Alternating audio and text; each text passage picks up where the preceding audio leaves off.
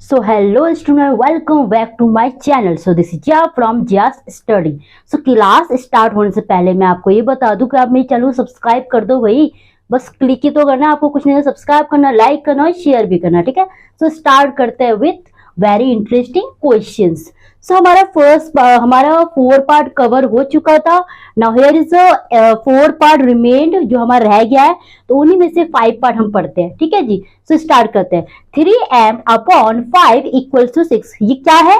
ये आपको equation form में दे रखा है, इक्वेशन ही दे रखा है, और इसे क्या करना, आपको स्टेटमेंट बनाना है अच्छी तरह से समझ के. सो देखो मेरे बच्चे, अगर मैंने 3 अपॉन 5 और मैंने ना वेरिएबल और कोफिशिएंट को अलग अलग कर दिया, ठीक है, और इसको मैंने मल्टीप्लाई साइन लगा दिया. ये मैं आपको चीजों को समझाने का तरीका बता रही, किस तरह की चीजों को समझना है आपको. तो भाई ये हो गया. अब मैं इसमें ये यूज करना चाह रही हूं कि 3/5 of m gives you 6. क्या ये सही बोल सकते हैं हम कि 3/5 of m, 3/5 of m, of की जगह मैंने लगा दिया मल्टीप्लाई. ऑफ देखते आपको लगाना मल्टीप्लाई, फ्रॉम देख के समझ आ रहा है कि ग्रेटर नंबर से हमें माइनस करना पड़ा है, फ्रॉम के बाद वालों को हम ग्रेटर नंबर मानते हैं ना. ये छोटी छोटी चीजों को आपको अच्छे तरीके से चीजों को ऑब्जर्व करना है कि क्या है, रट्टा नहीं मारना है, पर प्रैक्टिस करो तो आपको हो जाएगा. सो ये 3/5 of m, 3/5 of m gives you, देता है आपको 6. तो क्या हम इस तरीके से बोल सकते हैं? यस. तो ये हमारा हो गया 5th पार्ट. ना 6th पार्ट की बात करते हैं. 3p + 4 = 25. अब हम इसे क्या बोल सकते हैं? 3 अगेन 3p एक्चुअली है क्या?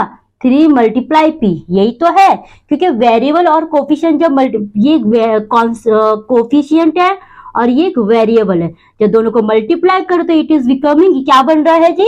ये 3p हो रहा है, 3p हो रहा है. तो अब आते हैं ये 3p में. देखो 3 times of p plus 4 gives 25. ये मत सोचिए कि मैम अभी भी आपने गिव्स यूज करता है, गिव्स गेट आप यूज कर सकते, कोई दिक्कत नहीं है. वी गेट, इट्स गिव, आप ये सब वर्ड यूज कर सकते हो, कोई दिक्कत नहीं होगा. ईज भी लगा सकते हैं, ईज भी हमने पढ़ा.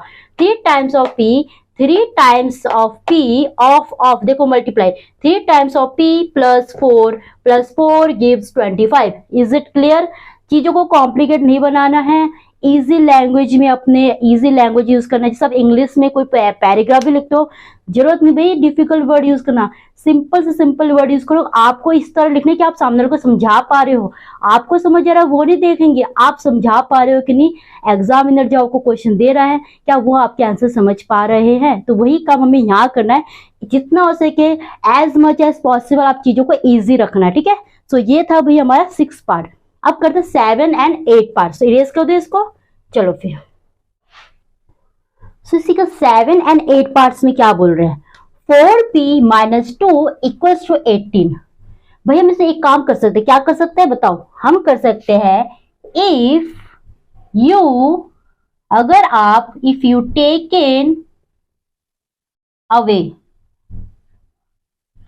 क्या हम नहीं जानते टेकन अवे क्या होता है? टेकन हम चीजें ले लेना, मतलब हम उससे इसका 8 था, 8 बॉल से, मार्बल बॉल से, उससे मैंने 4 टेकन अवे कर दिया, 4 मैंने उससे ले लिया. मतलब उससे क्या हो रहा है, उसके वहां से उसमें अच्छी बताओ, उसका ऐड हो रहा है, उसका मतलब चीजें सब्ट्रैक्ट हो रहा है, चीजें उसका ज्यादा हो पा रहा है कि चीजें कम हो रहे हैं? कम हो रहे हैं, क्योंकि मैंने उससे ले लिया, टेकन अवे कर लिया, होता है सब्ट्रैक्ट. तो वही काम यहाँ, इफ यू टेकन अवे 2, अगर आपने 2 ले लिया, 2 ले लिया फ्रॉम, किससे ले लिया जी? ये ग्रेटर है, जो हम सब्ट्रैक्ट करते हैं, हमें अगर फ्रॉम दे रहेगा तो हम समझ जाते हैं कि which one is greater, from के बाद वाला. बट यहाँ आपको इक्वेशन फॉर्म है, तो यहाँ हम देख के समझ पा रहे हैं कि दिस वन इज ग्रेटर. तो हम लिखेंगे from 2 times of 2 times of, sorry 4 I am sorry, हाँ 4 times, number 4 times of p. p के 4 टाइम्स अगर हमने क्या ले लिया? 2 ले लिया.